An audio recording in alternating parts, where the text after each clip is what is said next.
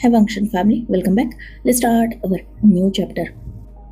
वांगजी Wing को अपने साथ कंफर्टेबल करना चाहता था, जिसलिए वांगजी ने वेडिंग से पहले भी स्ट्रगल किया था। बहुत एफर्ट्स डाले थे ताकि विंग उसके प्यार को समझ सके और इस रिलेशनशिप और वेडिंग को फोर्स का नाम ना देते हुए वांगजी की प्योर फीलिंग्स को समझने की कोशिश करे। और कहीं ना कहीं उसका ये स्ट्रगल विंग समझ भी सकता था। उसके एफर्ट्स विंग देख रहा था। फाइनली उनकी वेडिंग हो गई और वांगजी ने वेडिंग नाइट पर भी ये सोच के रखा था कि वो विंग को टाइम देगा, क्योंकि वो विंग को डराना नहीं चाहता था। यही सोचकर वांगजी खुद फ्रेश हुआ। देन उसने विंग की भी हेल्प की थी विंग की ज्वेलरी को हटाने में। देन विंग जो बाथरूम की तरफ बढ़ चुका था क्योंकि अब उसे फ्रेश होना था, पर अचानक वांगजी ने उसे बैक से होल्ड कर लिया, जिसे फील करके एक पल के लिए विंग फ्लिंच कर उठा था। वांगजी जिसकी ग्रिप विंग की बॉडी पर बहुत टाइट थी, उसने अपने हेड को विंग के शोल्डर पर झुका के रखा था और वांगजी डीप ब्रीथ ले रहा था। यूं कहा जाए तो वो विंग के लोटस फेरोमोन्स को इनहेल कर रहा था। वांगजी छोड़िए, मुझे फ्रेश होना है। विंग जिसकी आवाज में हेजिटेशन थी और थोड़ा डर वांगजी समझ सकता था, पर उसने विंग को छोड़ा नहीं। इवन विंग को और भी टाइटली होल्ड कर लिया। वांगजी नहीं, लांसान, तुम्हारा अल्फा हूँ मैं स्वीटहार्ट, तुम्हारा हस्बैंड। तुम हक रखते हो अब मुझ पे, तो अब मुझे स्ट्रेंजर की तरह ट्रीट करना बंद करो। Called my name. वांगजी जिसकी आवाज थोड़ी अलग थी, डीप थी, जिसे सुनकर विंग को थोड़ा अजीब फील हो रहा था, क्योंकि इससे पहले वांगजी ने कभी भी उससे इस टोन में बात नहीं की थी। मतलब ये आवाज ही इतनी अलग थी कि विंग डर चुका था। उसे गूज बम्स फील हो रहे थे। लांसा प्लीज छोड़िए मुझे। वांगजी को ओबे करना ही विंग को सही लगा, इसलिए उसने वांगजी को इस बार वांगजी ना कहते हुए लांसान नाम से पुकारा। वैसे तो वांगजी ने इस नाम से पुकारने की इजाजत विंग को बहुत पहले ही दे दी थी, पर फिर भी विंग वांगजी को वांगजी नाम से ही एड्रेस करता था, क्योंकि आज से पहले उन दोनों में कोई भी लीगल रिलेशनशिप नहीं था। पर आज उन दोनों की वेडिंग हो चुकी थी, एक ऑफिशियल रिश्ता था। तो हाँ, विंग भी समझता था कि वांगजी का उस पर हक है और उसका वांगजी पर हक है। वेडिंग नाइट है आज उनकी, तो वांगजी कुछ चाहेगा तो विंग रेजिस्ट नहीं कर पाएगा, इसलिए उसने वांगजी की फर्स्ट डिमांड तो कंप्लीट कर दी थी। वही वांगजी जो विंग के मुंह से अपना नाम सुनकर ही बहुत ज्यादा खुश हो चुका था। बहुत कुछ सोचा था तुम्हें वक्त दूंगा, सोचा था उस दिन का इंतजार करूंगा जब तुम खुद इन सब चीजों के लिए मुझे अलाउ करोगे। जानता हूँ कि एक तरीके से खुद को तुम्हारी लाइफ में फोर्स किया है मैंने, और तुम्हें मजबूर किया है कि तुम मुझे एक्सेप्ट कर लो। इसलिए सोच रहा था कि जब तक तुम खुद पूरे दिल से मुझे एक्सेप्ट नहीं करते, तब तक मैं तुम्हें वक्त दूं, पर अब नहीं, मैं खुद को कंट्रोल नहीं कर सकता। I am sorry Wing, but I love you so much. As alpha आज तक मुझे कभी भी कोई भी ओमेगा अट्रैक्ट नहीं कर पाया, पर तुमने कुछ ना करते हुए भी बहुत कुछ कर दिया है। आई स्वेयर मैंने कोशिश की, मैं फ्रेश होने के बाद डायरेक्टली सोने वाला था, पर इस बार गलती तुम्हारी है। तुमने मुझे सीड्यूस किया। मुझे वेल हटाने के लिए नहीं बोलना चाहिए था, मुझे अपनी हेल्प करने के लिए तुम्हें नहीं रोकना चाहिए था। तो अब जो तुमने किया है उसकी रिस्पॉन्सिबिलिटी भी तुम्हें लेनी होगी। एज अल्फा मैं तुम्हें चाहता हूँ विंग। दुनिया के सामने तुम्हारा हस्बैंड ऑलरेडी बन चुका हो, इस रूम में तुम्हारा अल्फा, तुम्हारा पार्टनर बनना चाहता हूँ। आई am sorry wing, but I want my rights. I'm your alpha. Just accept me. I want you, not just in my life. I also want you in my bed with me. Want to touch you. Want to see you under me. I want to claim you. And you can't stop me. Right, Wing? You allow me, right? Wing जिसे कुछ देर पहले relief feel हो रहा था क्योंकि वांगजी उसे time देने वाला था, पर अब वांगजी की ये सारी बातें क्लियरली उसे समझा चुकी थी कि उसे वांगजी को पूरी तरीके से एक्सेप्ट करना ही होगा। ऑल फिलहाल सिचुएशन ये हो चुकी थी कि विंग वांगजी को मना कर ही नहीं सकता था, क्योंकि वांगजी की बात सही थी, उनकी वेडिंग हो चुकी थी और ये लीगल रिश्ता वांगजी को हक देता था। विंग अब जस्ट खुद को मेंटली प्रिपेयर करने में लगा था। वही वांगजी जो विंग के आंसर का अभी भी वेट कर रहा था, वो आंसर जब उसे बहुत देर तक भी नहीं मिला, उसने विंग की बॉडी से अपनी ग्रिप को एक पल के लिए लूज किया और दूसरे ही पल उसने विंग के शोल्डर को होल्ड करके उसे टर्न किया और तुरंत विंग को वेस्ट से पकड़ के अपनी तरफ खींच लिया था। ये एक्शन इतना सडन था कि विंग कुछ सोच समझ ही नहीं पाया और वो वांगजी के आर्म्स में कैप्चर्ड हो गया था। वो दोनों फेस टू फेस थे और विंग ने जस्ट एक पल के लिए वांगजी की आंखों में देखा था, पर वांगजी की आंखों में जो कुछ भी था उसे तुरंत समझ के विंग ने अपनी नजरों को नीचे झुका लिया था।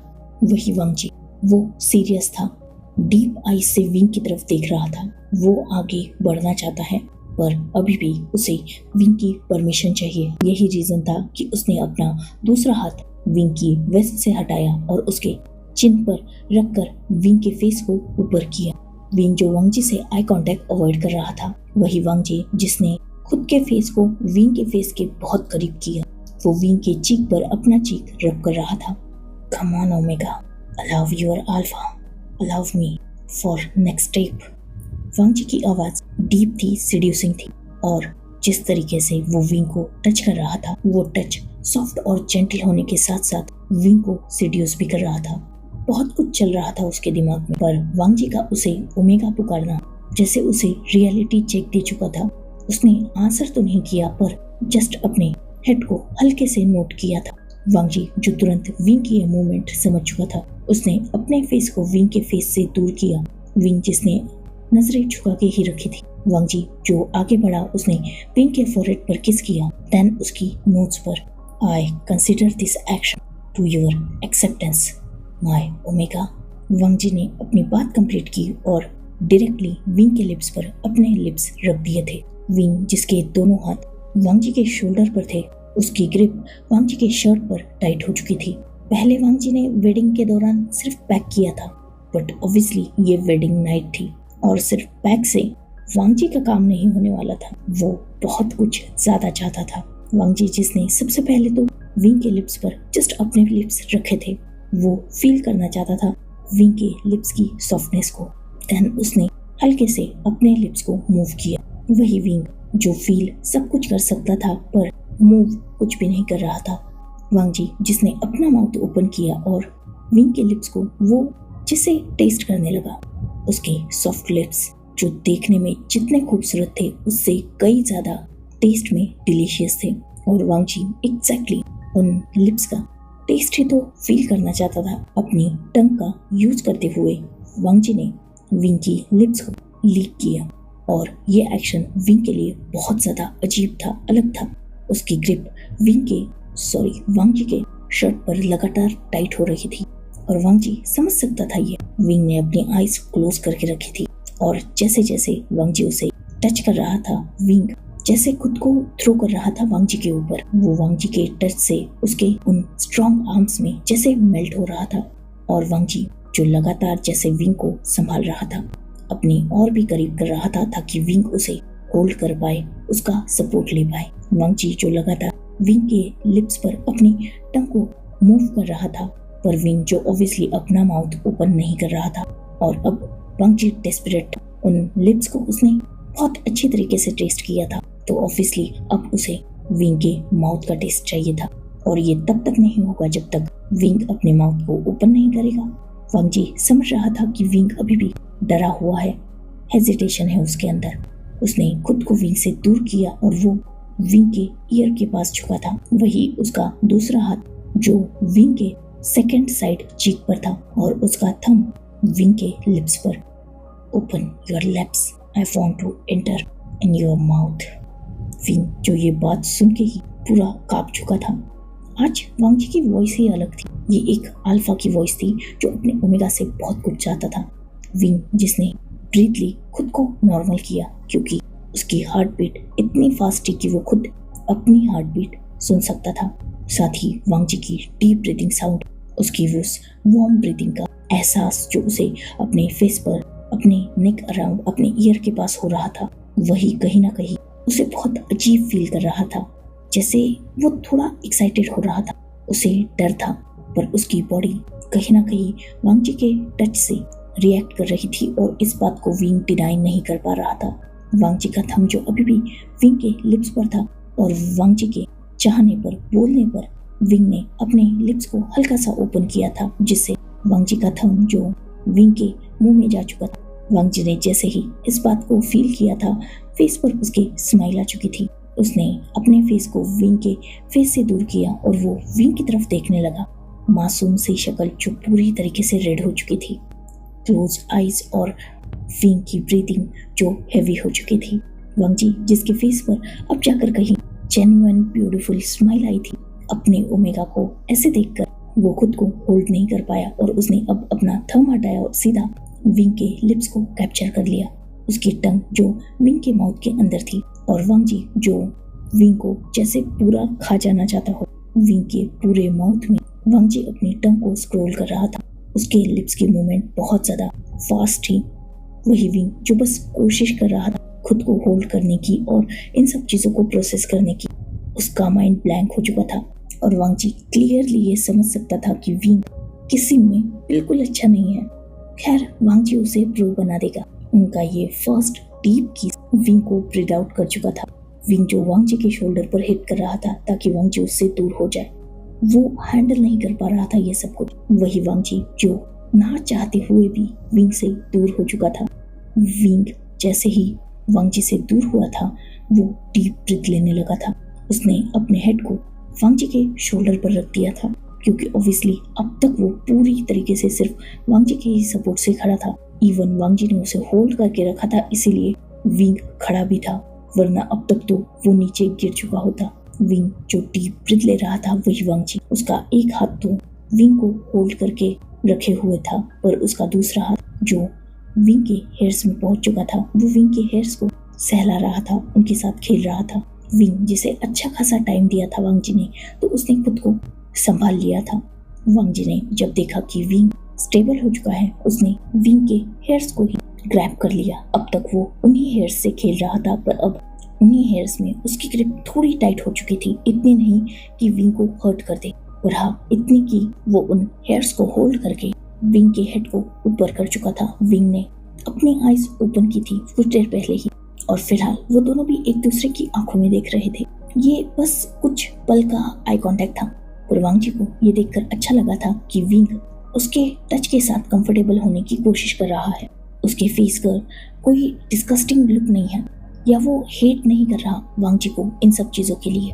इवन वो ब्लश कर रहा है, तो ये वांगजी के लिए एक पॉजिटिव साइन था कि वो आगे भी बढ़ सकता है। विंग जिसने फिलहाल वांगजी के दोनों चेस्ट साइड अपने दोनों हाथों को रखा हुआ था और वो बहुत ज्यादा ब्लश कर रहा था, रेड हो चुका था।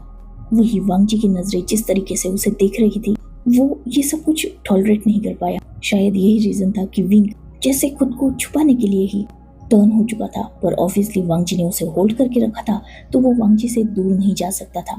तो वो वांगजी के आर्म्स में बस पलट गया। वांगजी जिसके फेस पर ये देखकर स्माइल आ चुकी थी, उसने विंग को वैसे ही टाइटली होल्ड कर लिया और फिलहाल विंग की बैक उसकी तरफ थी और उसके दोनों हाथ विंग के टमी पर थे। वांगजी जिसे फिलहाल ये ग्रेट अपॉर्चुनिटी मिल चुकी थी, जैसे क्योंकि ऑब्वियसली विंग ने हानफू पहन के रखा था और उसका बेल्ट वांगजी के हाथ में लग चुका था। वांगजी जो उस बेल्ट के साथ खेलने लगा था, उसने अपने चिन को विंग के शोल्डर पर रख दिया था। वही विंग जो ऑलरेडी नीचे देख रहा था, वो ये भी देख रहा था कि वांगजी उसके हानफू की बेल्ट के साथ खेल रहा है। विंग नॉर्मल था बस 2 सेकेंड्स के लिए, क्योंकि तीसरे ही सेकेंड में वांगजी ने उस बेल्ट के साथ खेलना छोड़ के उसे एक ही झटके में खींच लिया था, जिससे न सिर्फ उस हानफू की नॉट खुली थी, बल्कि वो बेल्ट ही वांगजी के हाथ में आ चुका था। वांगजी जिसने उस बेल्ट को अपने हाथ में होल्ड करके रखा था, उसी हाथ को उसने विंग के सामने किया, जैसे वो विंग को वो बेल्ट शो करा रहा हो। उसने विंग के ही सामने उस बेल्ट को नीचे जमीन पर थ्रो कर दिया, जस्ट छोड़ दिया, मतलब बहुत सॉफ्टली। विंग ने क्लियरली ये देखा था, वो बहुत ज्यादा अजीब फील करने लगा था। वही वांगजी जिसके अब हाथ विंग के हानफू पर थे। उसने विंग के हानफू को दोनों साइड से होल्ड किया और धीरे धीरे वो उसके शोल्डर से उसे उतारने लगा। ऑब्वियसली वो लूज हानफू था थोड़ा, और उसे बेल्ट से ही ठीक से टाई अप किया गया था। तो जैसे ही बेल्ट हटी थी वो हानफू बहुत आसानी से विंग की बॉडी से निकल गया। वांगजी जिसने उस हानफू को भी विंग की बॉडी से अलग किया और उस बेल्ट की तरह ही उसने उस हानफू को भी विंग की आंखों के सामने पकड़ा और बहुत सॉफ्टली उसे भी नीचे छोड़ दिया। विंग ने अब एक रेड इनर रोप पहन के रखा था। वांगजी ने उसकी भी नॉट को वैसे ही ओपन किया, उस बेल्ट को भी विंग के सामने होल्ड किया और वो उसे भी सॉफ्टली जमीन पर थ्रो कर रहा था। और फाइनली विंग एक रेड सिल्क इनर रोप में था, जिसकी नॉट खुलने की वजह से वो रोप भी कहीं ना कहीं सामने से ओपन हो चुका था। विंग जिसने फील किया कि वांगजी उससे थोड़ा दूर हुआ है, साथ ही वांगजी का एक हाथ अभी भी विंग के टमी पर था, पर उसका दूसरा हाथ विंग को फिलहाल अपनी बॉडी पर फील नहीं हो रहा था। पर कुछ ही देर बाद विंग जो पूरी तरीके से शॉक हो चुका था, क्योंकि वांगजी के हाथ में खुद उसी की शर्ट थी और वांगजी ने उस शर्ट को भी विंग को शो करते हुए नीचे छोड़ दिया था। अब विंग की ब्रीदिंग हैवी हो चुकी थी। वही वांगजी जिसने विंग के शोल्डर को होल्ड किया और उसे थोड़ा सा साइड में पुल कर लिया था, विंग जो समझ नहीं पाया था। वही वांगजी जिसने अब विंग के उस लास्ट हानफू की इनर लेयर पर हाथ रखा और अब कहीं ना कहीं वांगजी के हाथ डायरेक्टली विंग के स्किन पर टच हो रहे थे। इवन विंग फील कर सकता था वांगजी की लॉन्ग फिंगर्स को अपने नेक पर।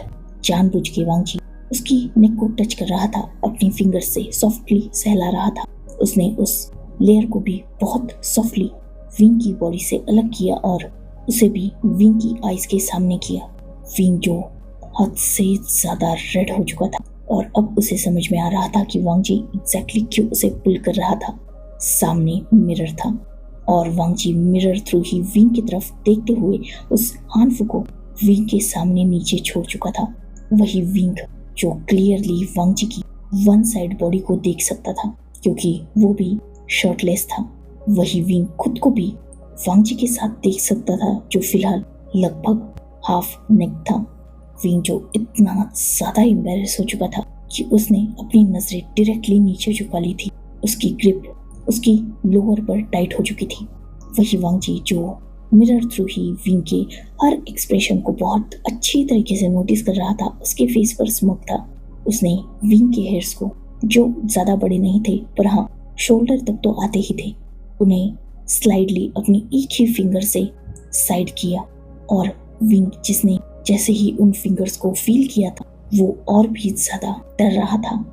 मतलब उसे क्लियरली डर नहीं कहेंगे, पर थी उसमें एक अजीब सी फीलिंग। वांगजी जो वैसे ही विंग के ईयर के पास झुका और उसने विंग के ईयर पर, उसकी ईयर लॉब पर हल्का सा बाइट किया। विंग ने एक डीप ब्रीथ ली थी और उसके एक्सप्रेशंस बहुत अलग थे, जिन्हें वांगजी ने क्लियरली नोटिस कर लिया था। वांगजी समझ चुका था कि ये विंग का स्वीट स्पॉट है, उसका सेंसिटिव एरिया।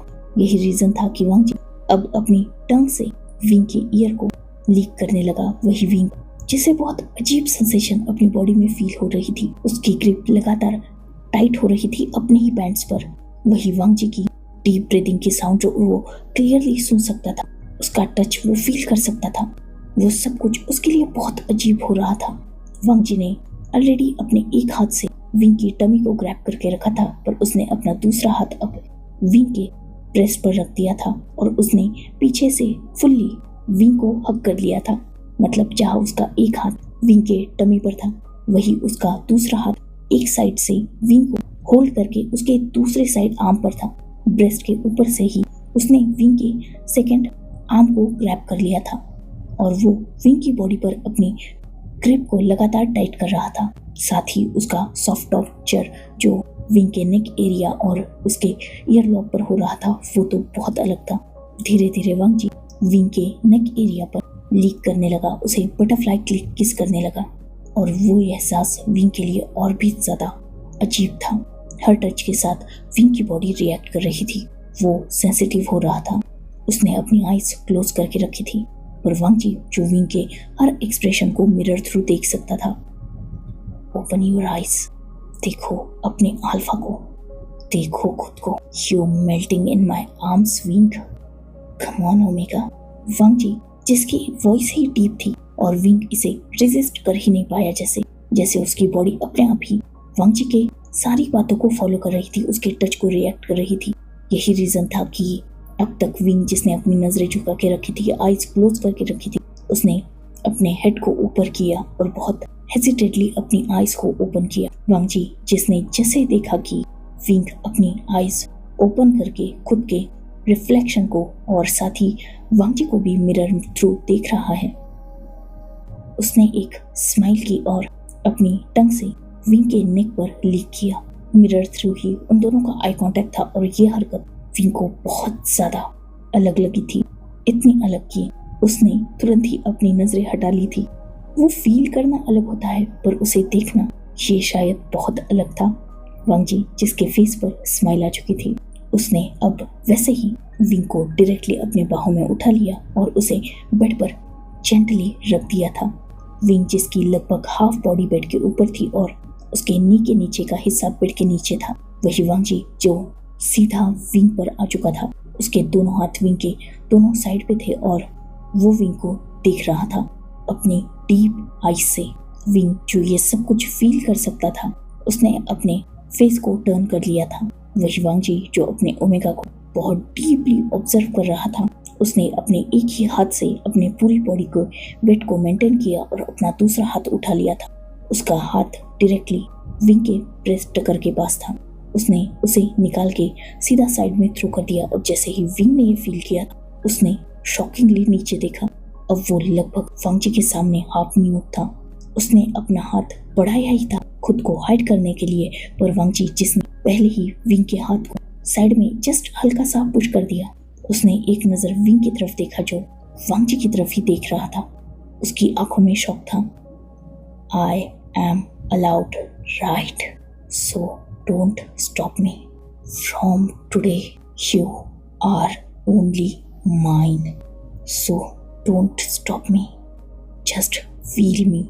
वांग जी जिसने अपनी बात कंप्लीट की और विंग जो अब शांत हो चुका था, वांग जी ने बहुत सॉफ्टली विंग की ब्रेस्ट को टच किया। वही विंग जो वांग जी की लॉन्ग फिंगर्स को बस फील कर रहा था। उसने अपनी आईज टाइटली क्लोज करके रखी थी, उसकी ग्रिप शीट पर टाइट थी। वो डीप ब्रीथ ले रहा था। वही वांग जी जो विंग के ना सिर्फ डीप ब्रीथिंग को सुन सकता था बल्कि उसकी चेस्ट की मूवमेंट, उसके एडम एप्पल सबको देख रहा था। देन विंग को कुछ वियर्ड फील हुआ और उसने अपनी आईज ओपन की। हल्का सा उसने अपनी नजरों को जब नीचे किया तब उसने फील किया कि वांग जी जो उसकी ब्रेस्ट पर अपने लिप्स को रख चुका है। ये बहुत अजीब था, बहुत ज्यादा अलग। विंग जिसकी ब्रीथिंग हद से ज्यादा हैवी हो चुकी थी, वही वांग जी जो अपनी नजरें उठाकर वैसे ही विंग को देख चुका था, जो उसी की तरफ देख रहा था। उसके फेस पर स्माइल आ चुकी थी। अब तक जो वो सिर्फ सॉफ्ट किस कर रहा था, उसने अपने टीथ का यूज किया और जस्ट हल्का सा बाइट किया।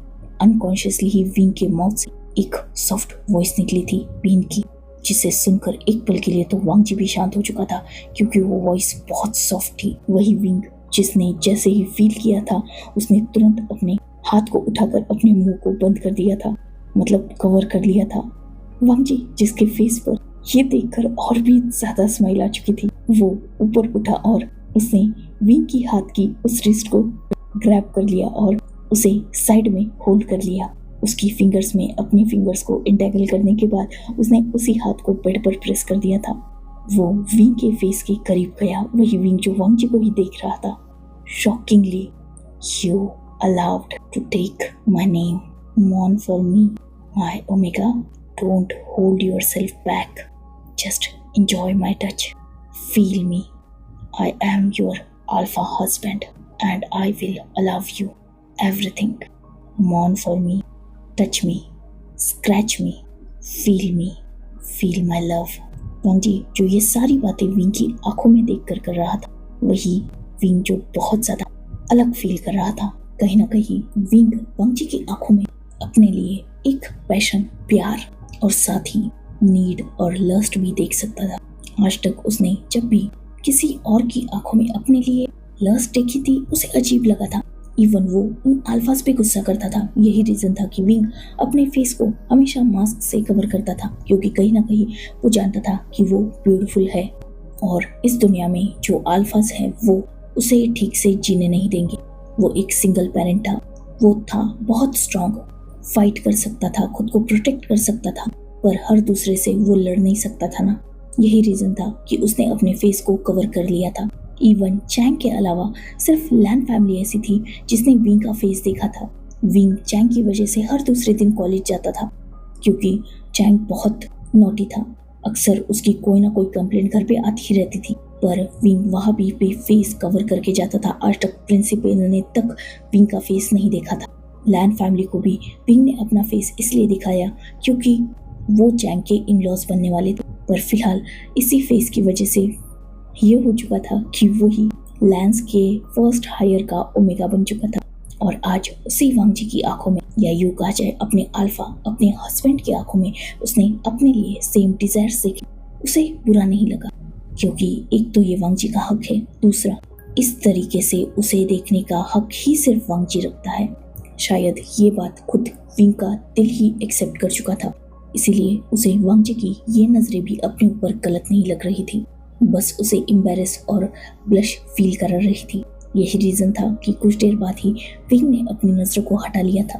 वही वांग जी जो समझ सकता था विंग की सिचुएशन को, उसने अब विंग को ज्यादा टीज नहीं किया अपनी बातों से। वो जस्ट नीचे झुका और विंग के लिप्स पर पैक कर चुका था। देन वैसे ही वो नीचे विंग की नेक, उसके एडम एप्पल, उसकी शोल्डर, हर तरफ किस कर रहा था। इवन हल्के हल्के वाइट भी कर रहा था, जिससे विंग को थोड़ा पेन फील हो रहा था और उसके माउथ से सॉफ्ट वॉइसेस निकल रही थी। धीरे धीरे वांग जी ने विंग की पूरी बॉडी पर आर्ट बनाया था। उसे लीक करके, सक करके हिकीज और बाइट मार्क्स बना दिए थे। उसकी नेक से लेकर उसके चेस्ट तक और उसके चेस्ट से लेकर उसके टमी तक हर तरफ वांग जी का सलाइवा लगा हुआ था। उसके मार्क्स से विंग, जिसकी खुद की ब्रीदिंग हैवी थी, उसके हाथ अनकॉन्शियसली वांग जी के हेयर्स में जा चुके थे और वो खुद जैसे वांग जी को अपनी तरफ खींच रहा था, वो खुद वांग जी के टच में पूरी तरीके से मेल्ट हो चुका था। इवन अब वो वांग जी को उसके बर्थ नेम लानसान से पुकारने लगा था। वही वांग जी, वो बहुत खुश था अपने ओमेगा को पूरी तरीके से अपने नीचे देखकर, पर जैसे ही वांग जी का हाथ विंग के पैंट की बेल्ट पर आया था, विंग जिसने एक डीप ब्रीथ ली, अभी भी उसे एहसास नहीं था। वांग जी जिसने उस बेल्ट को भी निकाल के साइड में थ्रो कर दिया था, वो समझ सकता था कि विंग उसके टच में पूरी तरीके से खो चुका है। उसे एहसास भी नहीं है कि शायद वांग जी फिलहाल क्या कर रहा है। वांग जी जिसका फेस फिलहाल विंग के टमी पर था और वो वहाँ कभी किस कर रहा था तो कभी अपने लिप्स को रब कर रहा था, वही उसके हाथ विंग के पैंट पर थे। उसकी बेल्ट को तो ऑलरेडी ओपन कर चुके थे, अब वो विंग के पैंट की बटन को अनबटन कर रहे थे। देन उसने विंग की पैंट को पूरी तरीके से ओपन करके दोनों साइड पर हाथ रखा। वो विंग के ऊपर से थोड़ा सा उठ गया और एक ही झटके में उसने विंग की पैंट खींच ली थी, जिससे अब जाकर कहीं विंग अपने होश में आया था और उसने जैसे ही देखा कि वो वांग जी के सामने अब फुल्ली एक्सपोज हो रहा है, वो बहुत बुरी तरीके से शॉक भी हो चुका था और साथ ही ब्लश भी। उसने सीधा खुद को टर्न कर लिया, मतलब वो एक करवट पे हो चुका था खुद को हाइड करने के लिए। वांग जी जिसके फेस पर ये देखकर स्माइल आ चुकी थी, उसने खुद अपनी पैंट की बेल्ट को भी ओपन किया और अपनी पैंट को भी नीचे फेंक दिया था। उसने डायरेक्टली विंग के एक शोल्डर को होल्ड किया और उसे बेड पर फिर से ठीक से लेटा दिया था। वही विंग जिसने अपने दोनों हाथों से जैसे अपनी बॉडी को कवर करके रखा था, एक हाथ उसका उसकी ब्रेस्ट को कवर कर रहा था, वही दूसरा हाथ उसका उसके लोअर पार्ट को। वांग जी के फेस पर स्माइल थी। उसने विंग के दोनों हाथों को होल्ड किया और उसके हेड के ऊपर अपने एक ही हाथ से होल्ड कर लिया था। देन उसने विंग को सॉफ्ट टच करना स्टार्ट किया, उसकी अपर बॉडी से, पहले उसके नेक, देन उसकी चेस्ट, देन उसकी टमी, और अब उसका हाथ और भी नीचे जा रहा था। वही विंग जिसने अपनी आईज क्लोज करके रखी थी, अपना फेस टर्न रखा था और वो डीप ब्रीथ ले रहा था। वांग जी के हाथ से खुद को रिलीज करने की स्ट्रगल कर रहा था ताकि वांग जी उसके एटलीस्ट हाथ छोड़ दे। पर वांग जी ऐसा करने थोड़ी ना वाला था। धीरे धीरे विंग ने फील किया कि वांग जी का हाथ एग्जैक्टली उसके इम्पोर्टेंट पॉइंट पर है और वांग जी बहुत सॉफ्टली उसे टच कर रहा है। विंग जिसे बहुत अजीब फील हो रहा था, ये फीलिंग उसके लिए बिल्कुल नहीं थी। वो टच इतना ज्यादा अजीब था उसके लिए कि वो जिसे तड़प रहा था। ऑब्वियसली एक ओमेगा था वो, और वांग जी का टच, साथ ही वांग जी जो अपने फेरोमोन्स रिलीज कर रहा था, वो सब कुछ विंग पर बहुत बुरी तरीके से इफेक्ट कर रहा था। फिलहाल वो डिमांडिंग हो चुका था, कुछ और चाहता था वो, बट एग्जैक्टली क्या ये वो समझ नहीं पा रहा था, जिस वजह से उसकी पूरी बॉडी स्ट्रगल कर रही थी। वो मूव कर रहा था, वो भी समझ नहीं रहा था कि एग्जैक्टली उसे इस पर क्या हो रहा है, पर उसकी बॉडी जो कुछ डिमांड कर रही थी, कुछ एम्प्टीनेस फील हो रही थी उसे। वही वांग जी जो जानता था कि एग्जैक्टली उसका ओमेगा उससे क्या चाहता है, इवन वही तो विंग को इन सब के लिए रेडी कर रहा था, या यूं कहा जाए एक तरीके से उसे और भी ज्यादा तड़पा रहा था। विंग जो वांग जी का नाम ले रहा था और वो वॉइस वांग जी को और भी ज्यादा ट्रिगर कर रही थी, और वो इतनी आसानी से अपने ओमेगा को वो नहीं देना चाहता था जो वो एग्जैक्टली उससे एक्सपेक्ट कर रहा था। विंग को ऐसे अपने लिए क्रेविंग करता देख वांग जी को बहुत ज्यादा अच्छा लग रहा था। ये बहुत सेटिस्फाइंग था उसके लिए, पर ये सॉफ्ट टॉर्चर विंग के लिए बहुत ज्यादा अनबियरेबल था। उसकी आंखों में आंसू आ चुके थे क्योंकि वो लास्ट पॉइंट पर था और वांग जी ने अपना हाथ हटा लिया था। विंग जिसने अपनी आईज ओपन की और उसके आंखों से वो आंसू गिर ही गया। उसने वांग जी की तरफ देखा जो उसी की तरफ स्माइल से देख रहा था। एक तो वांग जी ने उसके हाथों को बहुत स्ट्रांगली होल्ड करके रखा था, वो खुद को छुड़ा भी नहीं पा रहा था, और साथ ही अब उसके लिए ये सब कुछ अनबियरेबल हो रहा था। उसे दर्द होने लगा था। Lansan please complete to hit, I am in pain. Wang Ji जिसने स्मोक किया, तो बोलो यू नीड मी, बोलो यू वांट मी, बोलो यू वांट माय टच। अपने अल्फा से डिमांड करो, बोलो from today you are just mine. Yes I am yours, I want you, I want to feel you inside me. Please Lansan, do it. I can't take it anymore. So say my name, accept your feelings and told me that you love me. Wing जो दर्द में था, पर वो इसके बावजूद भी झूठ नहीं बोलना चाहता था। वो वांग जी से प्यार नहीं करता था अभी भी। हाँ, मतलब अट्रैक्ट था उसकी तरफ, एक सॉफ्ट कॉर्नर था, एक्सेप्ट कर चुका था वो वांग जी को, पर प्यार ये बहुत अलग था। विंग को ये एक्सेप्ट करना सही नहीं लगा, पर उसने कुछ ऐसा बोल दिया था जो वांग जी को सही लगा। Lansan, you are my alpha, my husband, I will give you all rights, I am just belong to you. तुम इस दुनिया में वो अकेले हो जो मेरे साथ ये सब कुछ करने के लिए अलाउ हो। मैं एक्सेप्ट करता हूँ तुम्हें, और साथ ही ये भी बात एक्सेप्ट करता हूँ कि मुझ पे सारे हक है तुम्हारे। So please don't stop, please do it. मुझे दर्द हो रहा है। वांग जी जिसे थोड़ा डिसअपॉइंटिंग फील हुआ, पर विंग की बातों ने उसे कंफर्ट भी कर दिया था। सो उसने भी अब विंग को ज्यादा तंग नहीं किया। उसने अपना काम फिर से स्टार्ट किया था, और कुछ ही देर बाद विंग जो रिलीज हो चुका था, वो डीप ब्रीथ ले रहा था और पूरा स्वेटी हो चुका था। उसके फेरोमोन्स जो बहुत ज्यादा मात्रा में निकलने लगे थे। वही वांग जी जो उन फेरोमोन्स के चलते ही और भी ज्यादा ट्रिगर हो चुका था, क्योंकि अब तक उस पर भी बहुत इफेक्ट हुआ था विंग की वॉइस का, उसकी हर एक हरकत का। वांग जी जिसने विंग को अपने फिंगर से प्रिपेयर करना स्टार्ट कर दिया था, उसी के लिक्विड से, और कुछ ही देर बाद उन्होंने अपनी एक्टिविटी स्टार्ट कर दी थी।